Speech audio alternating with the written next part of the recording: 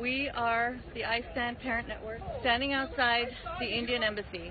And just now, due to our protest, people from the Indian Embassy came out and took details, took pictures of what our issue was right outside Gandhiji's statue. And we are expecting them to come out and have a response of some sort. We want to appeal to the Indian people. We want to appeal to the people who have kids all across the world to know that this is happening. It can happen to anybody. We need to be aware of this issue.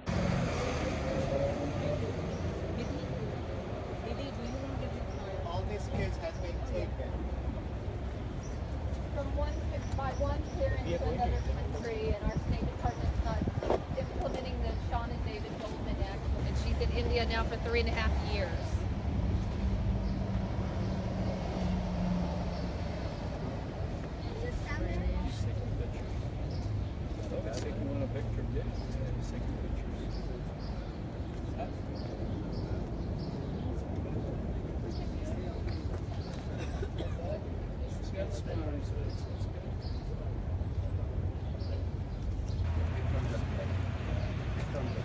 Come bring our kids home.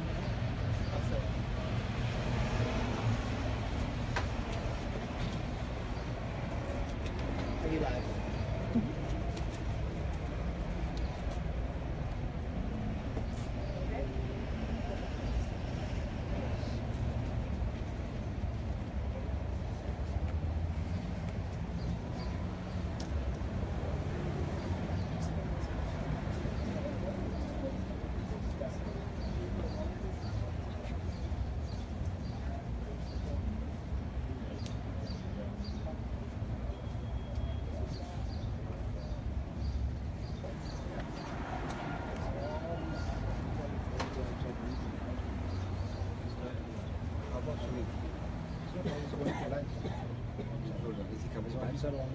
I don't know which time is coming to and 2.5.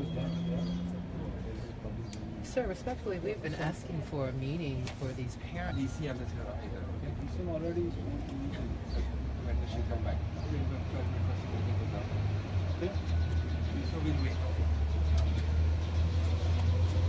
Noel Hunter. And Noel, can you just describe what happened? I'm very disappointed. I'm here with my fellow parents who have children who have been kidnapped to India. They love their children. They're being not only denied access to their children, they're now being denied access to the embassy, the proxy for the Indian government, which by its own accord and by its account should allow these parents at least the opportunity to not only speak the name of their children, but to have an audience with Indian officials to let them know that this is unacceptable. If it were their children, they would want them to come home. If it were their children, all processes would be moved appropriately. And so it's not that we are asking for this embassy to move heaven and earth. We're asking for an audience with the Indian embassy for these children who have been unlawfully abducted to India. This cannot continue. India must uphold its obligation to the children that belong to these parents. These parents deserve an audience, and we're not leaving until we get one. Thank you, Noel. So we have Indian parents over here from all over India, and we wanted to make an appeal right here on the steps of the U.S. Embassy in D.C. In our own native tongue. So please come forward one by one and speak your heart so that the people of India can hear you. Hindi mein? हाँ. मेरा नाम Ruchika AB है. I am from new Delhi. मेरी बेटी रोशनी, ये रोशनी का teddy bear है. रोशनी अभी दिल्ली में है लास्ट 3 इयर्स से. मैं दिल्ली में थी फॉर ऑलमोस्ट 2 इयर्स और फिर भी मैं रोशनी को वापस लेके नहीं आ पाई. एंड नाउ मेरी उससे बात भी नहीं हुई है फॉर ओवर एन ईयर. मुझे पता भी नहीं मेरी खुद की बच्ची दिखती कैसी है.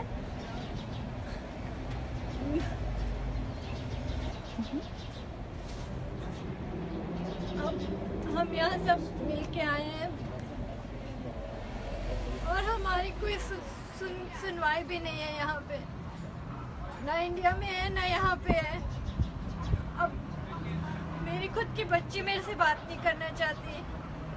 It's been over an year and a half. I don't know what to do. Kabhi I'm really lost. Today I'm here with everyone. I feel the strength, but at the same time, right now I'm feeling this immense weakness. So please, we just want to be heard. Thank you. We have custody laws here that he has not obeyed. She is not an Indian. She does not have a current passport or a current visa to be in India. She's my baby. I would have never kept her from seeing her father. He's doing this just to be mean, and it hurts her most of all. American children come home from India. American children come home from India. American children come home from India. American children come home from India. American children come home from India. American children come home from India. Abdullah, come back from India. Nice, come back from India. No, you belong here. Come back here soon. Shreya, come back from India. Roshni, please come back from India. Roshni, Riya, all of the kids, please come back from India. We are your parents, our mom, we have dads here, parents. Please come back from India. Bring our kids home. American children come home from India. American children come home from India. Indira, come home from India. Zayan, come home from India. American children come home from India. Indira, come home from India. Indira, come home from India. American children come home from India. American children. Arnav, your daddy misses you, buddy. Come back soon, buddy. I miss you a lot. Rayansh, come home from India. Rayansh, come home. American children come home from India. American children come home from India. American children come home from India. American children come home from India. American children come home from India. American children come home from India. Abdullah, come home from India. Abdullah, your cousins Anika and Rumi miss you. Your family misses you. Come home from India. Alienation. Child abduction is child abuse. Child abduction is child abuse. Child abduction is child abuse. Child abduction is child abuse. Child abduction is child abuse. Child abduction is child abuse. Child abduction is child abuse. Child abduction is child abuse. Child abduction is child abuse. Child abduction is child abuse. Child abduction is child abuse. American children come home from India. American children come home from India. American children come home from India. Requesting Indian government to send our kids back to US. They belong here. Roshni, Riley is missing you a lot, my Gudiya. Please come home. I will miss you a lot. Roshni, come home. Parental abduction is child abuse. Parental abduction is child abuse. Parental abduction is child abuse. India, return American children. India, return American children. India, return American children. India, return American children. India, return American children. India, return American children. India, return American children. Parental abduction, American children. Parental abduction is child abuse. Parental abduction is child abuse. Parental abduction is child abuse. Parental abduction is child abuse. Just mentioned to me that we need to talk also about a parent who is not here but deserves to be talked about because it is a case that none of us want to ever face. Can you tell us what happened to our friend Dharmesh? Dharmesh Ved from Kansas City was a sole custodial parent by Kansas law of his 3 daughters because his ex-wife Sejal Ved held a knife to the second daughter's neck and said that we are going to India or I'm going to kill her and I'm going to kill myself. She had police charges against her here. The Kansas court held her US passport. She went to the Houston embassy, the Indian embassy in Houston, and they issued her an Indian passport and she never renounced her US passport. The father, Dharmesh, sent an email from the Indian consulate in Houston.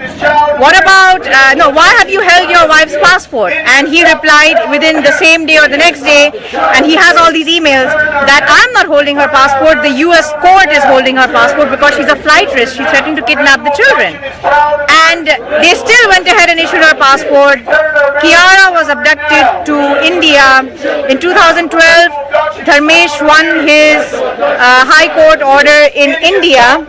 I think it was Mumbai High Court. He won custody of Kiara in India. Of course, Indian court orders, no one implements them and no one cares. So the wife, Sejal Ved from Mumbai, appealed that. The appeal took 4 years, and the case was finally heard in the Supreme Court. And 2 weeks before that, Kiara Ved was dead under very mysterious circumstances. Mumbai Leelavati Hospital issued a report, a medical report, saying that she died of alprazolam poisoning. That's what they said to the US Embassy. Dharmesh didn't believe it was his daughter who died. How can a 6-year-old die of poisoning? Who will poison a 6-year-old with sedative? And he asked the Mumbai police for a child autopsy. Mumbai police said that they were not showing any interest in doing an autopsy. So he went back to Mumbai High Court and got an autopsy order. And the autopsy report came out in December 2016. It took 6 months to do an autopsy on a 5 or 6-year-old girl. And the autopsy report says she died of natural causes. So this is very suspicious. And this is the biggest fear that all of us parents have, is that our children have been abducted not by a person who likes to follow law. It's a fugitive from the law who has abducted our children. Because when you're living in a country, you follow that country's laws. Child abduction is a felony in the US. Passport fraud is a crime in the US. Child abduction is a crime in the US. A parent who runs away from the US and hides in India, which is, as we all know now, it's called a safe haven for international parental child abduction, with cases from Netherlands, Canada, the US, Australia. Everyone goes forum shopping to India because things take so long in India that either the child ages out or gets completely alienated from the left behind parent, or dies, like in Kiara Ved's case. So we can't let our children become a victim of the Indian justice system, which has 30 million pending cases. Half of them are pending for over 5 years, 90% are pending for at least 1 year. We can't let our children go through that. The main reason that a parent abducts a child is for forum shopping. I offered my husband, when he threatened to divorce me, I told him, fine, you want a divorce, you've been talking about it for years, what is stopping you? I promise you I will share Abdullah with you, 50-50, we'll share custody. And my husband said, I cannot share my son. And for me, I didn't believe it, because I breastfed my son for 3.5 years. And I used to do his homework with him. I taught him scripture from the Quran. I carried him in my womb for 9 months. His father has an equal right on him, but his father doesn't have 100% right on him. And India needs to realize that a child deserves both parents. Indian Minister of Women and Child Development, Srimati Maneka Gandhi, must remember that her ministry that she is the minister of was created in 2007 by an Indian, I think 2009 or 2007, according to the Indian Constitution, to implement the United Nations Convention on the Rights of the Child, which India has ratified. And multiple articles in the United Nations Convention on the Rights of the Child mandate that a child who is abducted from one country to the other by a parent needs to return to that habitual residence, and custodial issues can be handled in the country of habitual residence. So Indian Minister of Women and Child Development, Srimati Maneka Gandhi, we respect you very much, but you need to listen to our voices. And if India is truly a democracy, and if India wants to truly be a global power, you cannot be, your name is getting dragged in the mud because of women's rights and child's rights violations every day that go on in India. And you need to stand up for women like me whose husbands have abandoned us, and foreign women like me. I'm from Bangladesh and I live in the US. I was abandoned by my husband and he stole my son. Why aren't you sticking up for me? Why are you sticking up for the woman who has the American citizenship and the US passport and a PhD and a doctorate who runs away to India because it's a safe haven for child abductors? You should be supporting good women like me who want to share our child, not the woman who says, I'm cutting off my husband from the child's life forever. He doesn't need a father. My son or my daughter doesn't need a father. So I would request Minister Maneka Gandhi and Minister Sushma Swaraj, as powerful women, two of the most powerful women in the world, please look out for children. This is a child's rights issue. This is not a woman or man's rights issue. Don't make it a gender bias issue. Just think of a child who needs both parents in their lives. Shame on India. We will get them back. We will get them back. Shame on India. Shame on India. Shame on India. Shame on India. Return our children now. Return our children now. Return our children now. Return our children. Number 2 in all the world. Number 2 in all the world. India haven for child abductors. India haven for child abductors. India, meet with us now. India, meet with us now. Shame on India. Shame on India. Return our American children now. Return our American children now. Shame on India. Shame on India. India, meet with us now. India, meet with us now. Shame on India. Shame on India. India, meet with us now. India, meet with us now. Shame on India. Shame on India. India haven for child abductors. India haven for child abductors. Shame on India. Shame on India. India, meet with us now. India, meet with us now. India. Can I come in and talk to you? Can we come in and talk to you for 10 minutes? All of us. They all have to come in. Abhi, you're holding. All of the Indian parents, not one. Meet with us now. Huh? The parents want to meet you. Yeah, we have all the India parents want to come in and meet you. And I've already met you, but there's a whole group of other parents. We deserve to be heard. Put it on speaker. Yeah. Put it on speaker. How many of there are you? Yeah. Say, Ambassador. Okay, no, they all want to meet you. We want to meet you. Yes, we all want to meet you, sir. Respectfully, please. What you do, you finish the demonstration, and then thereafter, if you want to meet me, you are most welcome. And you can meet 3-4 of you can meet me. No, No, you're no, from we different are- parts of yeah. the country. I flew in from Phoenix. There's mothers and fathers from California, Yes. and we would really we've like come a to long meet way. you. We have come a very long way. Please respect our feelings. Not more than 10 people. Please respect our feelings towards our children. Please. This is about our children, not about us.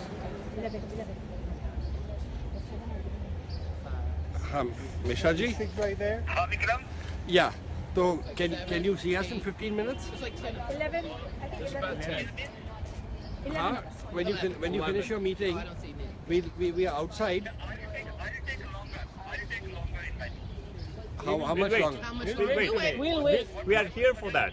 That you finish off your demonstration, which we have already taken note of very nicely, right? And thereafter, if you feel 4-5 people of you have been meeting me, so meeting is not an issue at all. I can meet 4 or 5 of you if you so feel after you finish your demonstration and I finish No, all of us. It should be all of us. जी मिश्रा जी आपसे एक बात पूछनी है. अब वो आप ही बताइए कि वो 3-4 लोग कौन होंगे. यहाँ पे पेरेंट्स ज़्यादा हैं. अब आप ही सिलेक्ट करके बताइए हमें. It is very injustice. All of us should meet you. We are coming every year. Please give time to all of us. We are coming every year and we are not. They are only meeting 2 or 3 people. It's not fair. This is unfair. Why don't you give us an opportunity to be heard? What's wrong with that? बच्चे के बारे में सोच के थोड़ा बोलिए. Why don't you come out and talk to us, Mishra ji? We'll meet you over here only. Yeah. And how long is your demonstration? 15 minutes. So just finish off your demonstration, then I will take a call. But I'm in a meeting. You did inform me about all those things in advance. And Yes, we did. We did. We finished. We did about this meeting. We requested a meeting. If we finish the demonstration now, can we meet with you when we finish? Okay. 3 o'clock. Pre-decided meeting? We never had a pre-decided. No. Okay. It's his meeting that he's invited. Okay, so We'll wait till. and I meet as a gentleman, not like India, no. We are all gentlemen, so we will meet you at 3 o'clock. Okay. What's his name? 10 people. He never say. We've met him before. And only 1 or 2 will speak. It's okay. But we want to meet. Yeah. Mishra ji, they're telling me if you promise to meet with all 11 of us, we will not make any more demonstration. Okay. Her only child was taken away. then I'll meet you. Otherwise, also whether you do demonstration or do whatever you feel like doing. Okay. So we'll meet you. We'll meet you at 3 o'clock.